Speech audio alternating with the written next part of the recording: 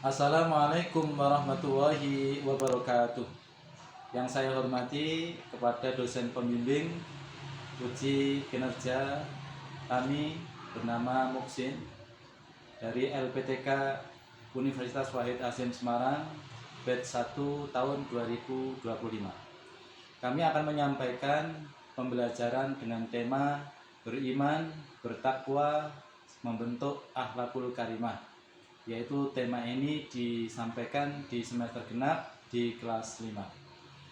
Mohon masukan dan sarannya. Untuk itu kami persembahkan video pembelajaran ini, semoga bisa menjadi masukan dan saran yang bersifat membangun. Demikian, Assalamualaikum warahmatullahi wabarakatuh. Assalamualaikum warahmatullahi wabarakatuh. Waalaikumsalam warahmatullahi wabarakatuh. Selamat pagi semuanya. Amin. Sebelum kita belajar pendidikan agama Islam bab ke-7 tentang beriman dan bertakwa serta berakhlak mulia, terlebih dahulu ketua kelas silakan disiapkan kelasnya.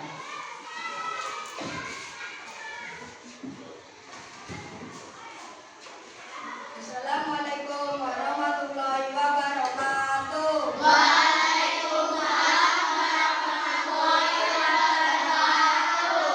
Sebelum mengawali pelajaran kali ini, kita akan berdoa terlebih dahulu. Berdoa dimulai.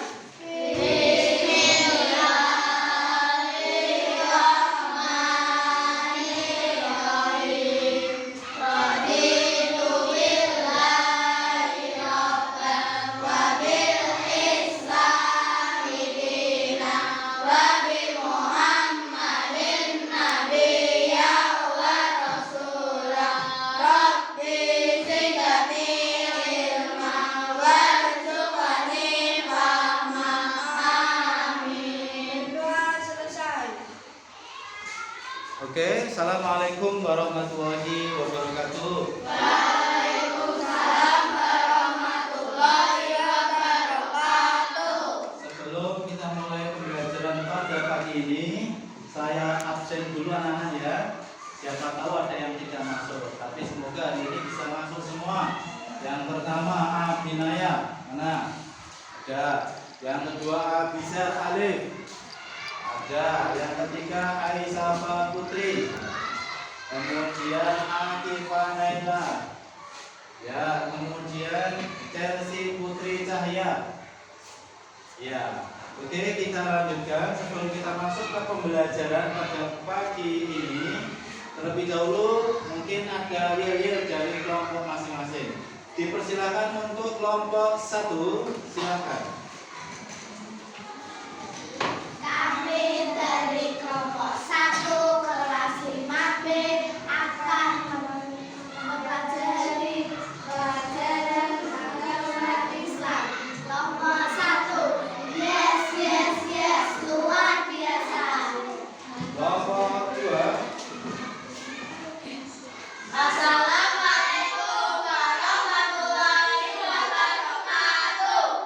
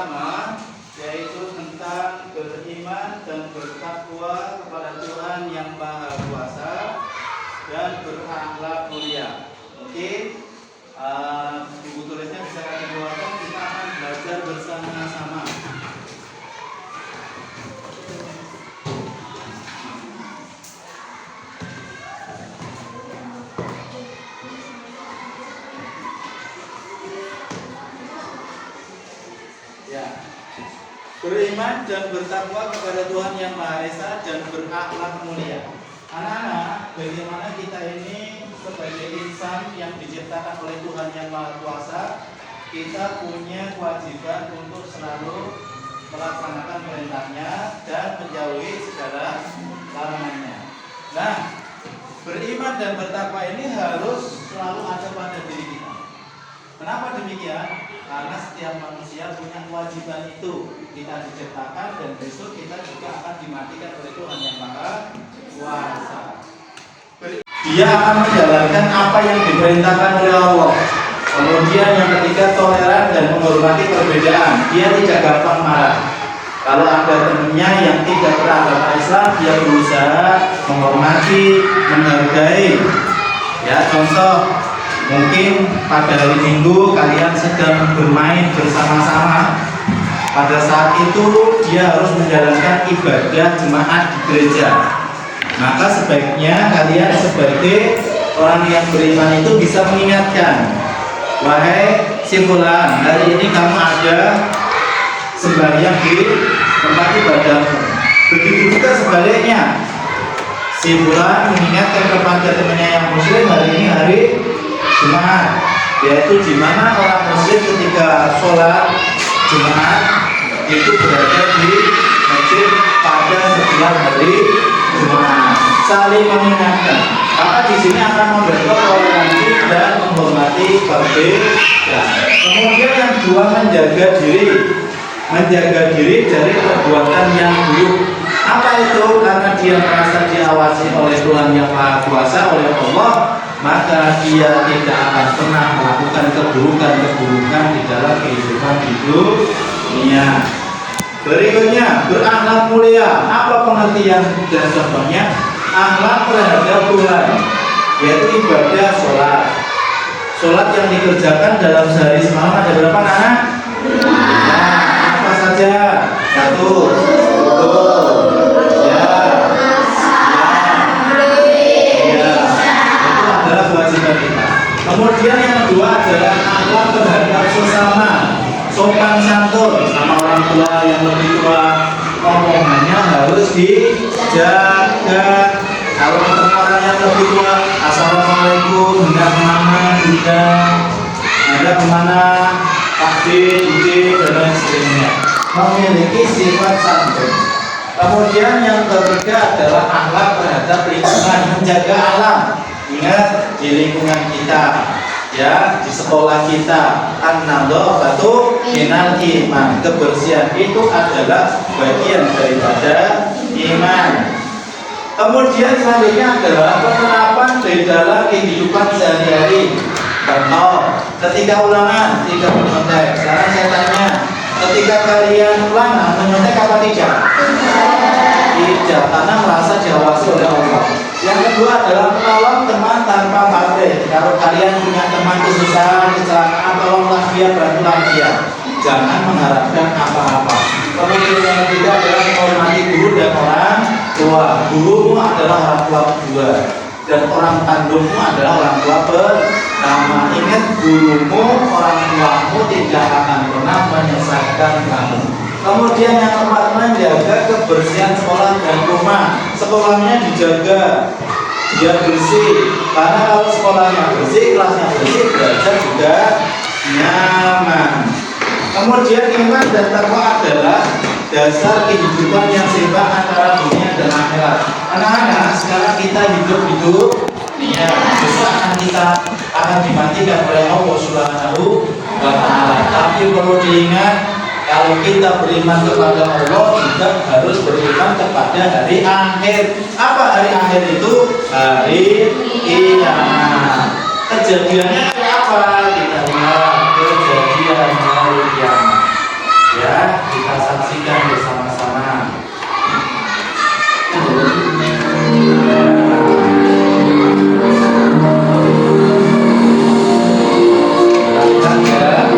Diambil kesimpulannya.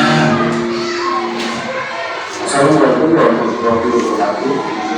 Halo saudara semua, kembali bersama saya untuk akan membahas tentang sebuah Indonesia seluruh manusia di dunia. Bagi sebuah Indonesia yang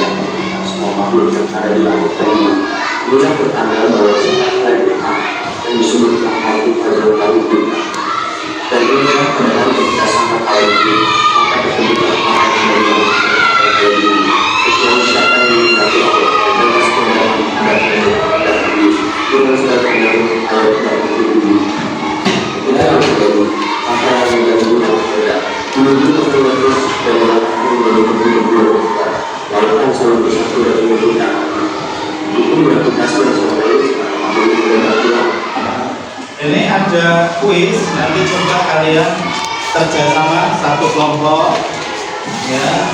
Kira-kira tanda-tanda hari kiamat apa saja kira-kira? Yo.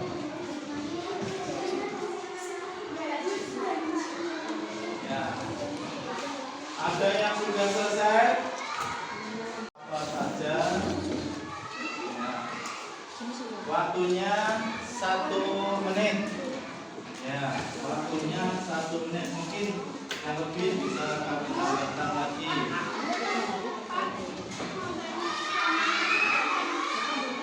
Kiamat besar. Ya, kiamatnya kiamat kubro. Kiamat besar. Silakan waktunya 1 menit dari sekarang. Ya. Oke, silakan.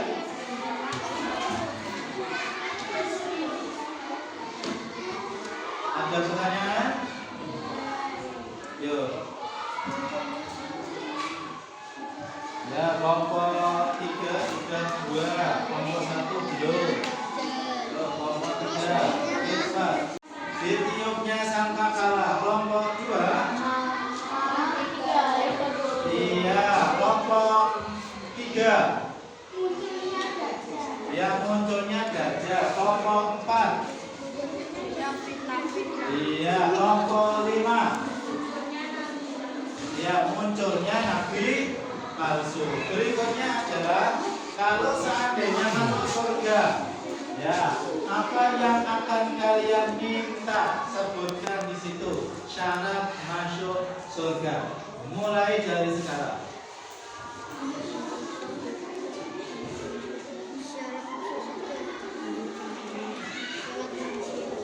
Sudah? Nah, mungkin kelompok 5 dulu. Belum. Kelompok 4? Belum. Kelompok 3? Kelompok 2?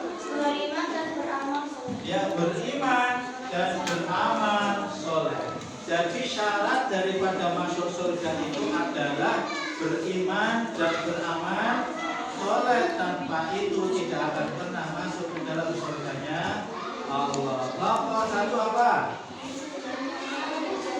Ya, gemar beribadah, ibadah wajib maupun ibadah sunnah. Karena orang yang beriman dan bertakwa itu tidak pernah meninggalkan sholat wajib dan sunnahnya. Kelompok 2 belum. Kelompok 4 belum juga. Kelompok 5 belum. Oke.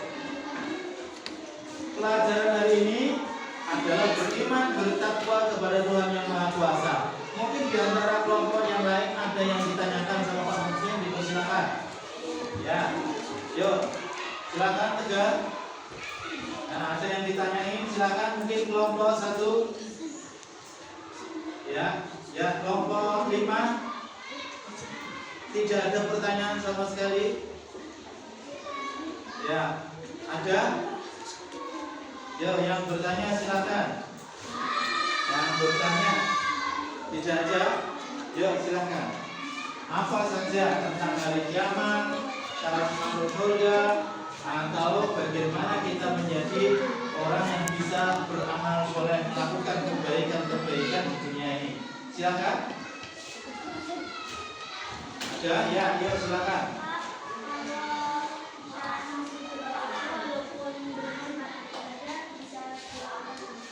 Iya, bagus lagi. Pertanyaan yang sangat bagus.